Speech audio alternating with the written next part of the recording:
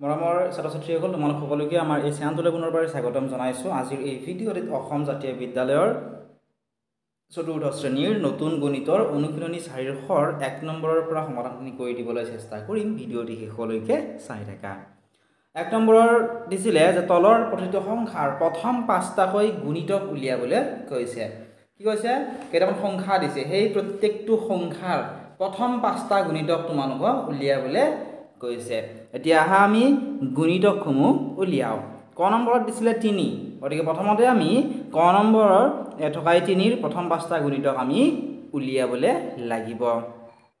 গুণিতক উলিওৱাৰ আগতে আমি জানিব লাগিব যে গুণিতক কয়, গতিকে মনত ৰাখিবা যে এটা সংখ্যাৰে যিবোৰ সংখ্যাক বাকী নোযোৱাকৈ হৰণ কৰিব পাৰি সেইবোৰক সংখ্যাটোৰ গুণিতক বুলি কোৱা হয়। যেনে চোৱাচোন, আমি যদি ৩ৰে ৩ক হৰণ কৰোঁ, হয়নে? ৩ৰে ৩ক যদি হৰণ কৰোঁ এবাৰ যাব, ৩ × ১ = ৩, ভাগশেষ ৰ'ব জানো? নৰয়। গতিকে এইটো কি হ'ব? ৩ৰ গুণিতক, হয়নে? ঠিক একেধৰণে আমি যদি ৬ চাওঁ, ৬ক ৩ৰে যদি হৰণ কৰি চাওঁ, হয়নে? ৩ৰে কেইবাৰ যাব? ২বাৰ, ৩ × ২ = কিমান হ'ব? ৬। গতিকে ৩ৰ গুণিতক কি হ'ব? ৩ হ'ব। ঠিক তেনেকৈ ৬ হ'ব, কাৰণ হৰণ কৰাৰ পিছত আৰু ভাগশেষ নৰয়। অৰ্থাৎ গুণিতক মানে হৈছে ৩ৰ ভাগটো তোমালোকে মনত কৰি ৩ৰ পুৰণিয়া ভাগটো নিশ্চয় জানা। যেনে চোৱাচোন, ৩ × ১ = ৩, হয়নে? ৩ × ২ = ৬। ঠিক একেধৰণে ৩ৰ লগত ৩ পূৰণ কৰিলে কিমান পাওঁ আমি? ৯। ৩ৰ লগত ৪ পূৰণ কৰিলে কিমান পাওঁ আমি? ১২। ইয়াতে যে আমি পালোঁ এই ৩, ৬, ৯, ১২ এইকেইটা যে পালোঁ, এইকেইটা হৈছে ৩ৰ গুণিতক। ঠিক আছে, অৰ্থাৎ তোমালোকে চিম্পলকৈ ক'ব গ'লে ৩ৰ ভাগটো, যদি ৩ৰ গুণিতক সোধে ৩ৰ ভাগটো মনত কৰি তোমালোকে এইকেইটা লিখি গ'লেই হ'ব। এনেকুৱা ধৰণে গুণিতক তোমালোকে, এইটোৱে নিয়ম সহজ, এনেকুৱা ধৰণে গুণিতক তোমালোকে উলিয়াবলৈ লাগিব। ঠিক একেধৰণে ৫ৰ যদি গুণিতক উলিয়াবলৈ দিয়ে, তোমালোকে ৫ × ১ = ৫ লিখা, ৫ × ২ = ১০, ৫ × ৩ = ১৫, এনেকুৱা ধৰণে লিখি তোমালোকে যাব লাগিব। এতিয়া কৰি দিম তোমালোকৰ উত্তৰটো, তেতিয়া তোমালোকে ধুনীয়াকৈ বুজি পাবা। এতিয়া চোৱা, প্ৰথমতে আমি ৩ৰ প্ৰথম ৫টা গুণিতক উলিয়াওঁ। ৩ৰ প্ৰথম ৫টা গুণিতক তোমালোকে লিখিব পাৰা। ৩ × ১ = ৩ যিহেতু পাওঁ, ৩ লিখা, ৩ × ২ = ৬ লিখা, ৩ × ৩ = ৯, হয়নে? ৩ × ৪ = ১২, ৩ × ৫ = হৈ গ'ল ১৫। গতিকে এইকেইটা হৈছে ৩ৰ প্ৰথম ৫টা গুণিতক। ঠিক আছে, যিহেতু প্ৰথম ৫টা বুলি কৈছে, তোমালোকে এটাও এৰি যাব নোৱাৰা, গুণিতক এটাও এৰি যাব নোৱাৰা, চিৰিয়েলি প্ৰথম ৫টা তোমালোকে লিখিবলৈ লাগিব। গতিকে এইকেইটা হৈছে ৩ৰ প্ৰথম ৫টা গুণিতক। ঠিক আছে, এতিয়া আমি ৫ৰ প্ৰথম ৫টা গুণিতক উলিয়াবলৈ চেষ্টা কৰোঁ। আহা ৫ৰ এতিয়া চোৱাচোন, ক নম্বৰত ৫ৰ প্ৰথম ৫টা গুণিতক লিখিবা তোমালোকে। পুৰণা ভাগটো মাতি লিখি যোৱা। ঠিক আছে, ৫ × ১ = ৫, ৫ × ২ = ১০, কমা দি যাবা, ৫ × ৩ = ১৫, ৫ × ৪ = ২০, ৫ × ৫ = কিমান হয়? ২৫। ঠিক আছে, এনেধৰণে তোমালোকে ৫ৰ প্ৰথম ৫টা গুণিতক এইকেইটা লিখিবা। এতিয়া আমি ২ নম্বৰটো কৰোঁ। আহা এতিয়া যদিহে ২ নম্বৰৰ কটো চোৱা, ক নম্বৰত দিছিলে যে ৩৫টো ৭ৰ গুণিতক হয় নে নহয় পৰীক্ষা কৰা। গতিকে ২ নম্বৰৰ যিটো ক নম্বৰত দিয়া আছে, এইটো আমি সমাধান কৰিবলৈ উলিয়াবলৈ চেষ্টা কৰোঁ। আহাচোন, গতিকে আমাক কি কৈছিলে? আমাক কৈছিল যে ৩৫টো 7ৰ গুণিতক হয় নে নহয় কি কৰিব দিছে? পৰীক্ষা কৰা। পৰীক্ষা কৰা মানে কি? হয় নে নহয় কেনেকুৱাকৈ ডিৰেক্টলি লিখিব কোৱা নাই, আমাক কৈছে পৰীক্ষা কৰি দেখুৱাওক, কেনেকৈ হ'ল, কিয় হ'ল, সেইখিনি আমাক কৰিবলৈ কৈছে। এতিয়া আমি জানো যে কোনো এটা সংখ্যা গুণিতক কেতিয়া হয় বুলি কোৱা হয়? যেতিয়া তাক সম্পূৰ্ণৰূপে হৰণ যায়। গতিকে আমি কি কৰিব পাৰোঁ? আমি ৩৫ক ৩ × ১০ = ৩৫ক আমি ৭ৰে হৰণ কৰি দিব পাৰোঁ। হৰণ কৰি যিটো আমি হৰণফল পাম, হয়নে? হৰণফল পোৱাৰ পিছত যদি কোনো সংখ্যা ভাগশেষ ৰৈ নাযায়, ভাগশেষ মানে তলত যিটো ৰৈ যায় এইটো ভাগশেষ, হয়নে? ধৰি লোৱা এইটো হৰণ অংক, হয়নে? এইটো ভাজ্য, ভাজক, এইটো ভাগফল বুলি কয়, আৰু শেষত যিটো ৰৈ যায় এইটো কি কয়? ভাগশেষ। যদিহে হৰণ কৰাৰ পিছত ৩৫ক ৭ৰে হৰণ কৰাৰ পিছত যদিহে ভাগশেষ নৰয়, তেতিয়াহ'লে কি হ'ব? এইটো গুণিতক হ'ব। আৰু যদি ভাগশেষ ৰৈ যায়, ২ বা ৩ বা ৪ ভাগশেষ ৰৈ যায়, তেতিয়াহ'লে এইটো গুণিতক নহ'ব। ঠিক আছে, মনত ৰাখিবা চিম্পল, যে হৰণ কৰাৰ পিছত যদি ভাগশেষ ৰয় তেতিয়া কি হ'ব? ভাগশেষ ৰ'লে এইটো গুণিতক নহ'ব, আৰু যদি ভাগশেষ নৰয় তেতিয়াহ'লে গুণিতক হ'ব।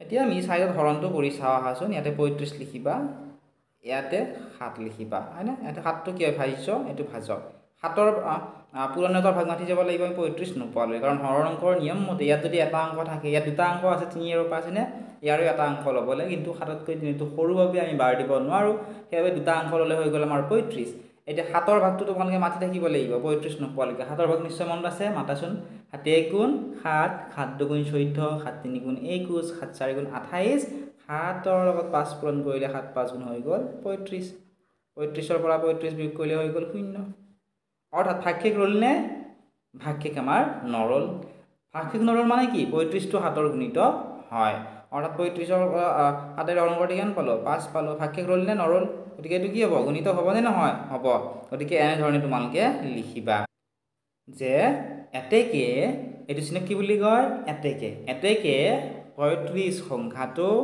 7ৰ গুণিতক এটা ৰটো দি দিবা সৰুকৈ ঠিক আছে এতেকে 35 সংখ্যাটো 7ৰ গুণিতক আশা কৰিছো বুজি পালা মই আৰু এবাৰ ভালকে লিখি দিছো ঠিক আছে এবাৰ নিশ্চয় তোমালোকে চিনি পাইছা এনে ধৰণে লিখিবা এতেকে 35 সংখ্যাটো 7ৰ গুণিতক এনেকুৱা ধৰণে খ আৰু ক নম্বৰটো তোমালোকে উলিয়াবলৈ চেষ্টা কৰা আৰু সম্পূৰ্ণ ভিডিও তোমালোকে আমাৰ এপত পাবা যিসকল ছাত্ৰ ছাত্ৰীয়ে অনলাইন ক্লাছ কৰিব বিচৰা মাত্ৰ 199 টকা তোমালোকে এক বছৰৰ কাৰণে অনলাইন ক্লাছ কৰিব পাৰিবা এতিয়াই ডেসক্ৰিপচনত দিয়া লিংকত ক্লিক কৰি আমাৰ এপটো ডাউনলোড কৰিলে অথবা আমাক WhatsAppত কন্টাক্ট কৰা প্ৰায় 500ৰ অধিক ছাত্ৰ ছাত্ৰীয়ে ক্লাছ 4ত জাতীয় বিদ্যালয়ত পঢ়া ছাত্ৰ ছাত্ৰীয়ে আমাৰ লগত ক্লাছ কৰি আছে আৰু তেওঁলোকে ভালো পাইছে বা বুজিও পাইছে গতিকে তোমালোকে যদি বিচৰা অনলাইন ক্লাছ আমাৰ লগত কৰিব পাৰিবা কোনো ধৰণৰ হিডেন চাৰ্জ নাই মাত্ৰ 199 টকা এক বছৰৰ বাবে এতিয়া ডেসক্ৰিপচনত দিয়া লিংকত ক্লিক কৰি ডাউনলোড কৰি লোৱা নেক্সট তোমালোকে চোৱাচোন প্ৰশ্ন নম্বৰ 3 কি দিছে যে তলৰ প্ৰতিটোৰ সংখ্যাৰ প্ৰথম দুটাকৈ সাধাৰণ গুণিতক লিখা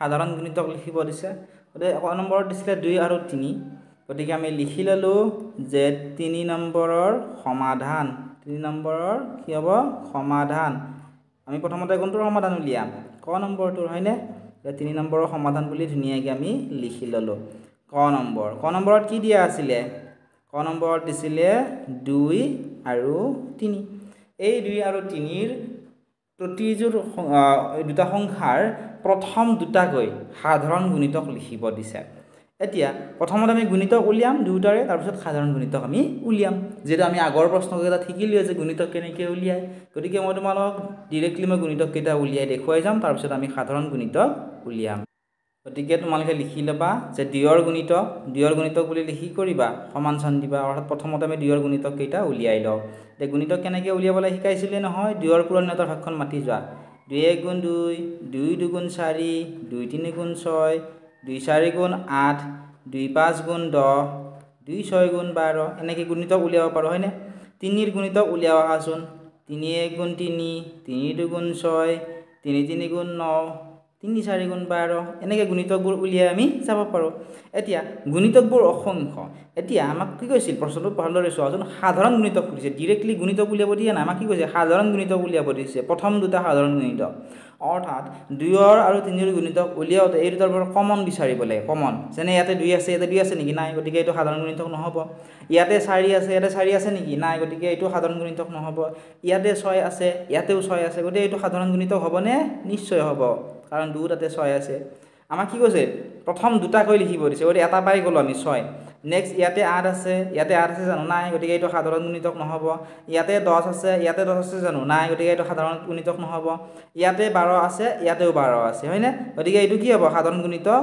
হ'ব গতিকে 6 আৰু 12 পালো এতিয়া হেকত তোমালোকে এনেকুৱা ডট ডট দি থব পৰা ডট ডট কিহৰ কাৰণে দিব পাৰো কাৰণ তোমালোকে অসীমলৈ পাই থাকিবা গুণিতকবোৰ পাইয়ে থাকিবা গুণিতকবোৰ হয়নে গতিকে ইমানবোৰ গুণিতক উলিওৱাৰ কোনো প্ৰয়োজন নাই কাৰণ আমাক দুটাকৈ সাধাৰণ গুণিতক উলিয়াবলৈ ইয়াতে কৈছে গতিকে দুটা আমি পালো 6 কাৰণ 6 ইয়াতেও আছে এইটো সাধাৰণ গুণিতক হৈ গল 12 ইয়াতেও আছে গতিকে এইটো সাধাৰণ গুণিতক হৈ গল এইটোৱে হৈছে ইয়াৰে উত্তৰ একেবাৰে ইজি হয় অলপমান মনোযোগ দি পঢ়িলে তোমালোকে ধুনীয়াকৈ উত্তৰবোৰ কৰিব পাৰিবা এতিয়া চোৱা খ নম্বৰত দিছিলে 3 আৰু 6 ৰ সাধাৰণ গুণিতক উলিয়াবৰ কাৰণে গতিকে আমি লিখি ললো 3 ৰ গুণিতক আৰু 6 ৰ গুণিতক এনে ধৰণে আমি লিখি ললো এতিয়া চোৱা প্ৰথমতে আমি 3 ৰ গুণিতক উলিয়াও আহাচোন 3 1 গুণ 3 3 2 গুণ 6 3 3 গুণ 9 3 4 গুণ 12 হয়নে 3 5 গুণ 15 নেক্সট 6ৰ কেইটামান উলিয়াই চাওঁ 6 1 গুণ 6 6 2 গুণ 12 হয়নে 6 3 গুণ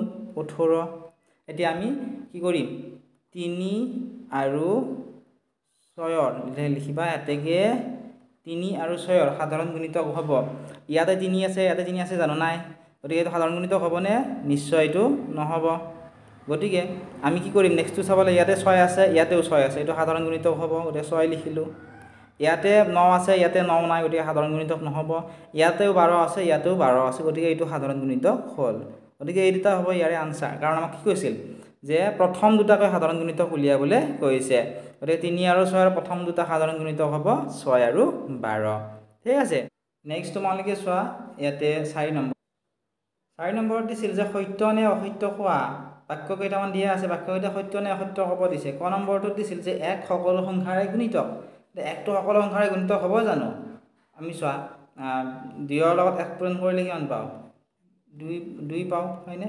গতিকে এইটো গুণিতক হ'লনে 2ৰ গুণিতক 1 হ'লনে নহ'ল ঠিক তেনেকৈ 5ৰ লগত যদি আমি 1 পূৰণ কৰি চাওঁ 5 গুণ কিমান পাম 5 হে পাম 2 1 পাম জানো গুণিতকত 1 পাম জানো গুণিতক মানে কি পূৰণ ফলনে পাম জানো নাপাওঁ গতিকে এক সংখ্যাত সকলো সংখ্যাৰে গুণিতক নহয় এইটো কি হ'ব এইটো হ'ব অসত্য হ'ব কি হ'ব অসত্য অৰ্থাৎ শুদ্ধ নহয় অসত্য বাক্য ক নম্বৰত দিছিলে 5 5ৰ গুণিতক এইটো শুদ্ধ হ'বনে এইটো শুদ্ধ 5 5ৰ গুণিতক হয় কিহৰ কাৰণে হয় সত্য কিহৰ কাৰণে হয় সত্য কিহৰ কাৰণে হয় তোমালোকে কোৱাচোন বা তোমালোকে কমেন্ট সেকশনত লিখি দিয়াচোন যে সত্য কিহৰ কাৰণে হয় সত্য এইভাবেই হয় কাৰণ 5ৰ যদি ভাগটো মাতা তোমালোকে 5 গুণ কিমান পাবা চোৱাচোন 5 গুণ কিমান পাবা 5 গুণ 5 পাবা হয়নে 5 গুণ কিমান হ'ব 5 গুণ হ'ব